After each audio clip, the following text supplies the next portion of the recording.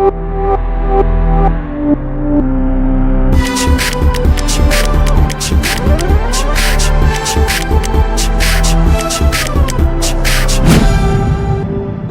Medicos. This is a session on atrophy. So, what do you mean by atrophy? Atrophy is nothing but there is decrease in the cell size. So, you can see the normal cells present in our body.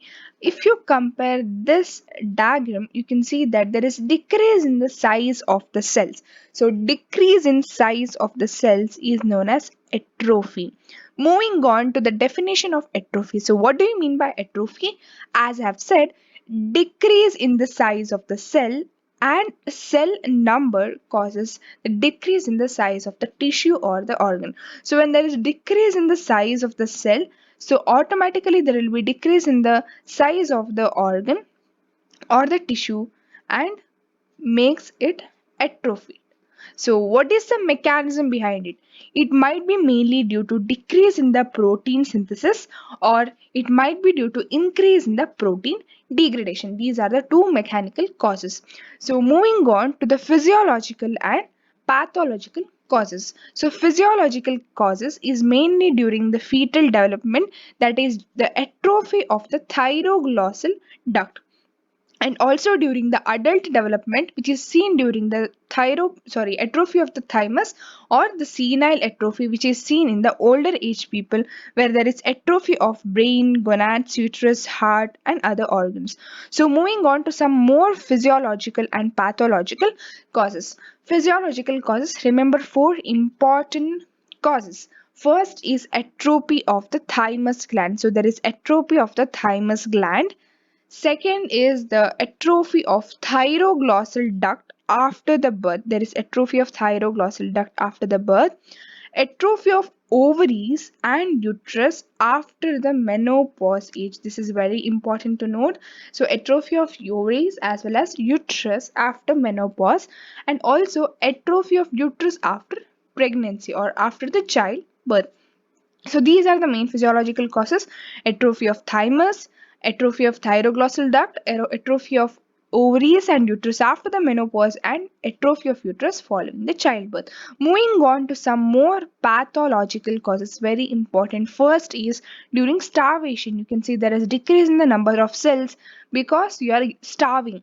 So second is the neuropathic atrophy, where it is due to loss of innervation. It is also seen in poliomyelitis disease. So senile atrophy, as I've said, in olden age you can see there is atrophy of the organs like heart, testes, ovaries, kidneys, lungs, etc. So moving on to best example, that is this is normal biceps brachii muscle, and there is shrinkage of the biceps brachii muscle due to atrophy. So moving on, as you can see in this diagram also, this leg this leg has got atrophied because there is decrease in the number of cell and decrease in number of cell size. Therefore there is decrease or shrinkage of the organ. So types of atrophy. First one is local atrophy and generalized atrophy. So generalized atrophy, the best example is starvation. The local atrophy is classified into five types. First one is the disuse atrophy. Where the work done is reduced or the workload is reduced. Example is fracture of your hand or any limb. So there is atrophy of the limb muscle which becomes immobilized in the plaster cast. And also due to prolonged bed rest, you can see disuse atrophy. Moving on to denervation atrophy. Denervation means there is D. What is D? D is loss. So there is loss of innervation in our body. You can see that in poliomyelitis. In poliomyelitis, there is atrophy of the muscle due to nerve damage. Due to nerve damage, there is atrophy of the muscle. Third one is the ischemic atrophy. So ischemic atrophy, the word ischemia usually refers to heart as well as kidneys. So there is decrease in the blood supply. Obviously, due to ischemia, there will be decrease in the oxygen supply, decrease in the blood supply to that organ. You can mainly see in the brain atrophy due to ischemia, which leads to atherosclerosis of the carotid artery, which is seen mainly due to atherosclerosis of carotid artery. Moving on to pressure atrophy. So pressure, which tells that there is a lot of pressure applied to that organ. You can mainly see that in renal parenchyma, which causes hydronephrosis due to increase in the pressure. There will be increase in the pressure and leads to accumulation of the water in the nephrons and causes pressure atrophy. The renal organ gets atrophied. So moving on to the next one, that is loss of endocrine stimulation. So you can mainly seen in the endometrium and breast size after menopause. So there is decrease in the size of breast as well as endometrium shrinkage after the menopause. So generalized atrophy, as I've said, the best example is starvation. So when there is inadequate nutrition available to our body, it causes atrophy. The organ gets atrophied.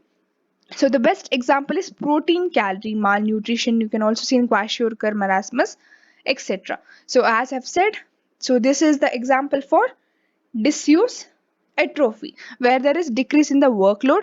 The best example is fracture.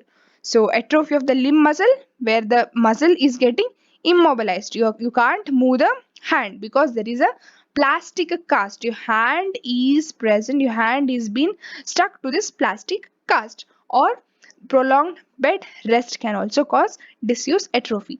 Next, moving on to denervation atrophy, where what is this? So this is a condition of poliomyelitis. So what is happening here? There is nerve damage in this condition. Due to the nerve damage, the boy is using this instrument. So there is loss of innervations. Next, coming to ischemic atrophy. Ischemic atrophy, the best example is heart as well as brain and kidney. So the brain atrophy mainly occurs due to ischemia, where there is atherosclerosis of carotid artery, or here you can see that there is shrinkage of one side of the kidney. There is decrease in the size of one side of the kidney due to atrophy, and decrease in the blood supply of the renal arteries to this side. So this is pressure atrophy, where there is increase in the pressure, which causes hydronephrosis, and also renal parenchymal cells will be atrophied. So this is example for loss of endocrine stimulation, where you can see that there is sagging of the breast, and also there will be loss of the endometrial function, and all these will get atrophied after the pregnancy or after menopause stage. So this is a picture, this is a homework. So you have to guess which type of atrophy you can see here, whether it's generalized or it's localized, or what is the cause of this atrophy and which type of atrophy you can see here. So please give its answer in the comment section. So this is another example where you can see the atrophy of the brain. So this is the normal brain size, and here the organ has got atrophied. You can see that the sulci and gyri distance has increased. That was morphologically. You can see there is there is decrease in the size of the organs and size of the cell. Microscopically also you can see that there is there is increase in the distance. All the cells have got shrunk. There is shrinkage of the cells. So that's it. So homework for today's session is you have to identify which type of atrophy is this, whether it's generalized or localized, and what is the cause for this. So that's it. So hope you like this video. Please do like, share, comment and subscribe. Thank you.